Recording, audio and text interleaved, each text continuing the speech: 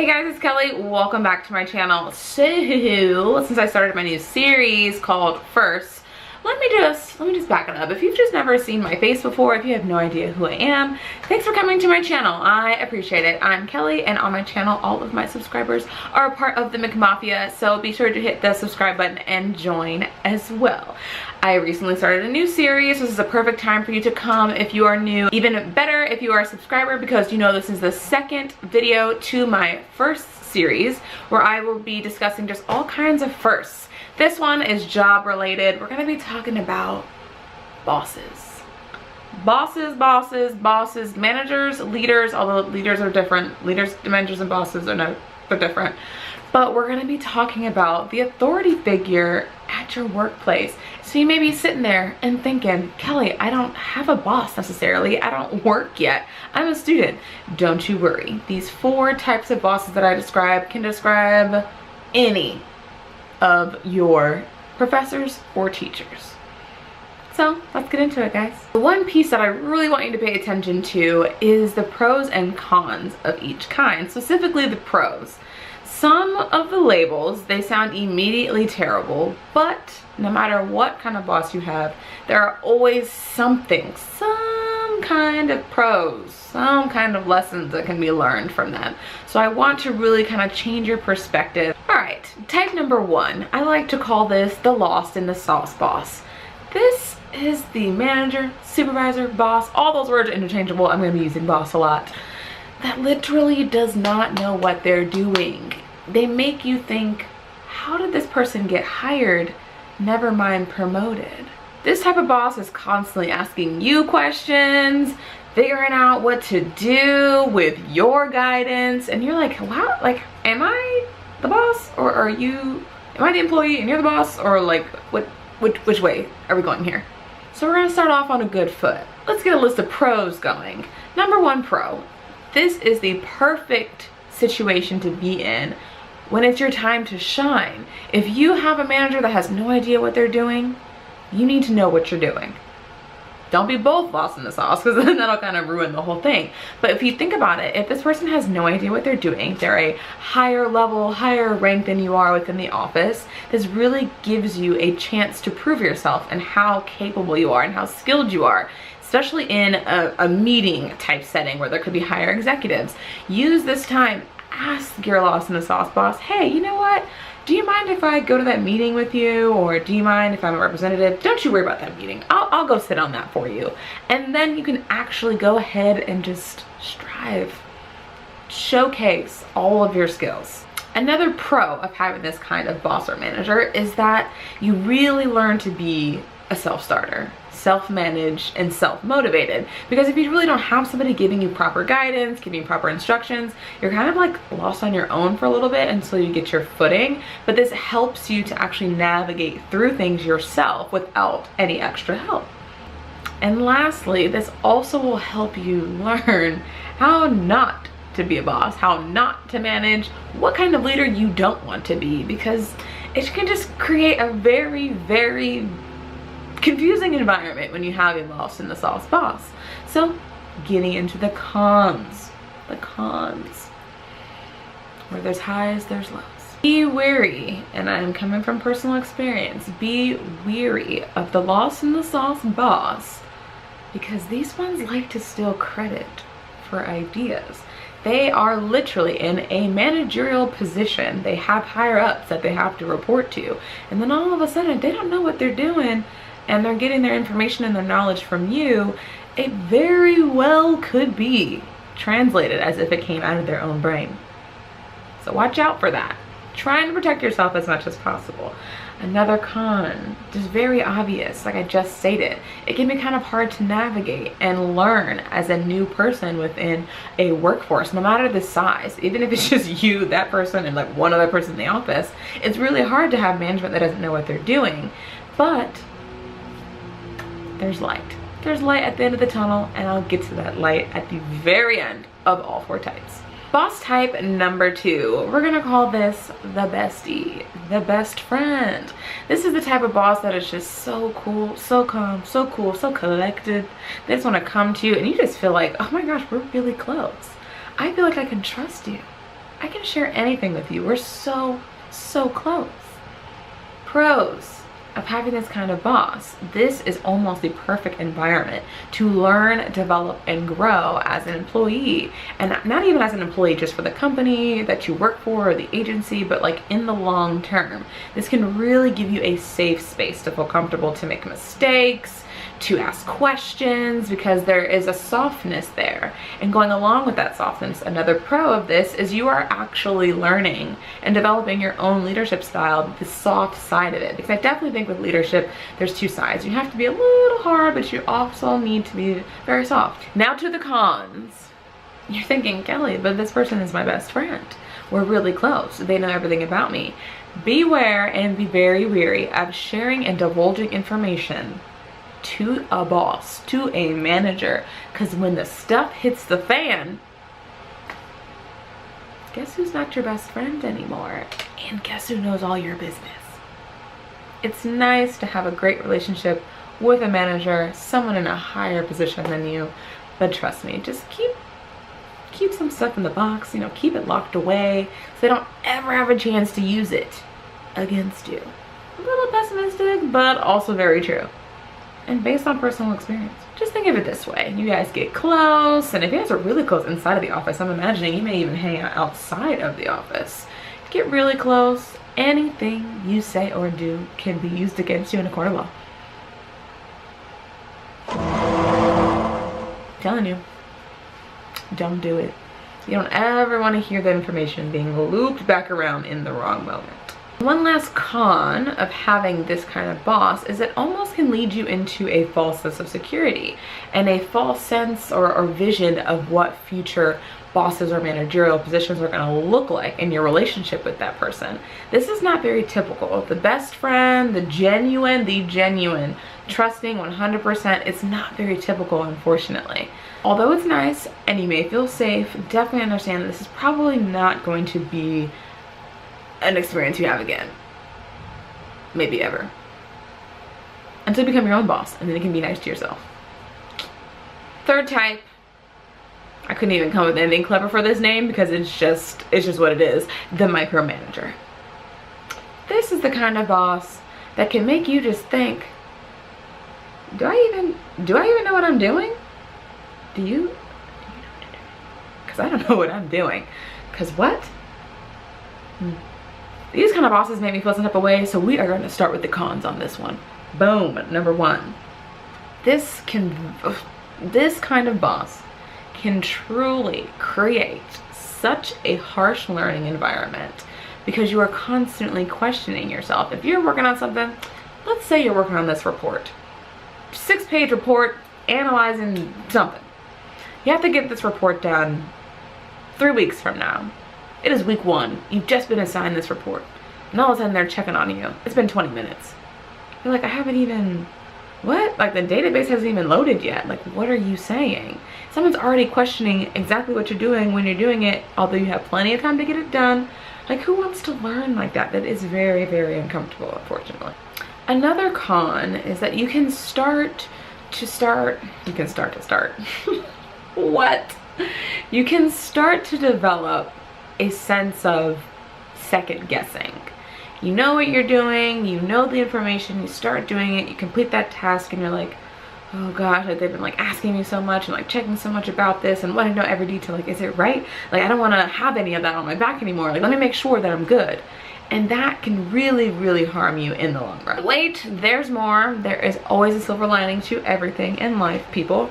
The greatest part of this, and this may not be something that you've thought of, so listen in, come in closer. Having a micromanager of a boss. This person is constantly checking up on you, constantly making sure that you are dotting your T's and crossing your I's. That's not right. Crossing your T's and dotting your I's, that's better, see? Got me scared of micromanager.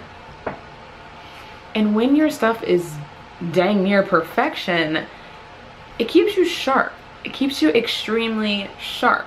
Everything that you do is correct, it's thorough. So that also makes you a very thorough employee, which is really important when it comes to any kind of work environment, any kind of industry. So you can apply that kind of skill to anything for the rest of your life. And also because you're going to be doing multiple different kinds of tasks, if once you've learned and mastered all of those tasks, you just know it. Like, that is even better for future promotion because you've gone through it and learned how to perfectly do almost every single piece of your job description.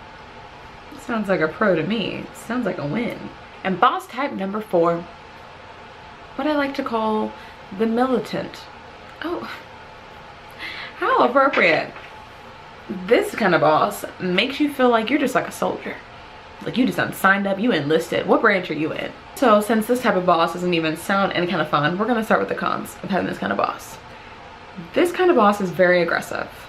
Very aggressive, almost inappropriate, almost unprofessional. They may use foul language in the office in a harsh, directed way, which is like nobody even wants that. Also, having this kind of boss can really cause you undue stress.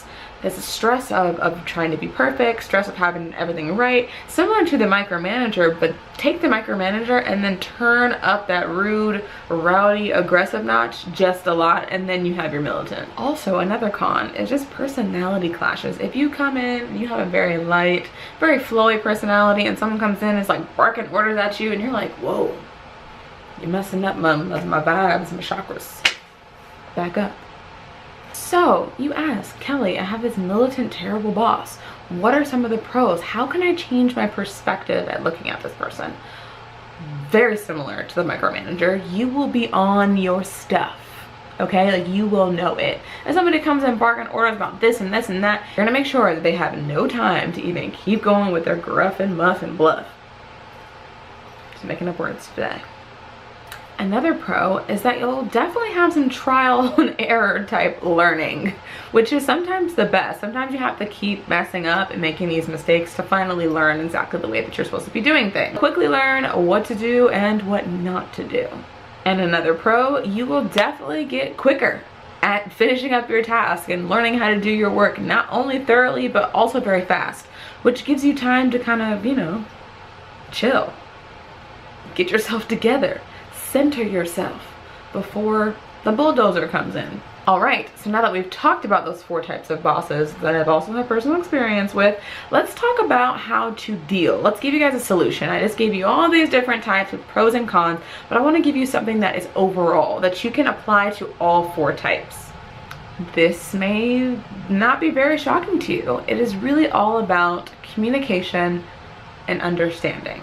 Like I mentioned earlier in the video, we're humans. We're human beings. Literally, sometimes we feel like cogs in a wheel, yes. But you're 2 human beings, you and your boss, your manager, your supervisor, your professor, your teacher. 2 people having to work together in the same space every day. You're spending more time with this person than you are spending time with your family, or they are spending time with your family when you think about it. So you want to approach the situation with as much compassion, that's linked to the understanding part of it, that you can. This may shock you, but some managers just kind of don't know that is their style at all. You can clearly see it because you're on the end that's receiving it. But just like you have some habits that you do that you may not even realize that you do that other people see, it's simply the other way around when it comes to your boss. They may think that they're coming in and they may describe their style to somebody else as, I'm not the best friend. We're close, but we're not that close. And you're like, no, we're close. But they don't know that. So a perfect way to kind of turn that up is to have a very, very open and real communication. Set a time, get on their calendar. If they have a secretary, ask the secretary to schedule some time with them so that you can sit down and kind of express it. But be very, very, very, very, very, very careful, especially if you're going after that micromanager or that militant type boss, because those people often don't want to hear a lot of criticism because they already know what's right, at least in here. So go in more on I just had a couple of questions about the way that I do this. If you go in there and kind of explain to them more so on your end and not being accusatory, being like, well, you are like this and you're like this, And then it's easier for someone to understand, and just come to them with very specific examples or situations. So when things happen in the office, write them down, take some notes. So when you decide that you want to have that talk with that person, with that boss, you can have some specific scenarios like, hey, this is what happened in this scenario, this is how you reacted, and this is how I received it. I would like to talk to you about it. And then go on from there. So just be very mindful that these people and their leadership styles or their managerial styles could be exactly what they've seen in their working life. I can't even tell you how many bosses I've had. I can only imagine someone that is in an executive level or a boss level. They've probably had way more different kinds of bosses. So maybe it's a combination of all the bosses and experiences they've had, and they're trying to figure out their own little piece of how to make it, or it's just a direct experience from one boss they had who had a really great impact on them. Although it may be micromanager or militant or best friend or lost in the sauce. Most likely if they're lost in the sauce, they probably don't have anybody that they are modeling because they don't know what they're doing. But just bear in mind that this person could be just imitating what they've learned previously. So in the end, the best way is just to be understanding and also communicate. Go in, show some initiative, and show that person that you really truly do care for your job, and that's why you're trying to mend the relationship that you guys have together. Because listen, I don't know how long you plan on staying at that job if you're currently in the situation, but it could be a long time that you're in that position, or that person is your boss in that position. So if you can try and actually just take that first step in changing your situation, then you won't have to deal with it for very long. But I will add just one more caveat and one more piece. There are certain kinds of environments with certain kinds of bosses that can be extremely toxic, not only to just like your general overall being, but to your health. If you're taking home that stress every day, if you have a boss that is discriminating against you or is prejudiced against you, is somehow manipulating you or manipulating situations around you, maybe talking to them isn't going to get anywhere, and you might want to consider other employment. I just want to put that out there because although I did describe 4 types, of course there's more than that. And if you feel that you've done everything that you can do, I always suggest that you definitely take your situation into your own hands, and maybe it's time to leave, or at least move from underneath that person. So definitely take that into consideration as well. I would never encourage anybody to stay in a situation or try to mitigate a situation that is just a brick wall. All right, so how did you guys like that? Hopefully you liked this video. I would love to hear some boss stories, good or bad, down in the comments. So be sure to do that for me. Let's chat. Let's have a discussion. And if you have any questions or if you have any concerns, definitely write those down below, or follow me on Instagram and you can DM me if it's something that you want to talk about one-on-one. And I can definitely try and share my experience with you guys. If you haven't already, go ahead and hop to the first video I made, which is getting your first real job. I talk about some money saving tips as far as lunches or breakfast ideas. I talk about transit and commuter benefits. Really, really good stuff in that video. You guys really seem to like it. Thank you for everybody who commented. I love being able to hear back from you guys because that's all we know as YouTubers is comments and thumbs up. Other than that, we just kind of post a video and then we're like, hello? Is anyone there? Oh, you're there. Alright guys, I will see you next time in my next video.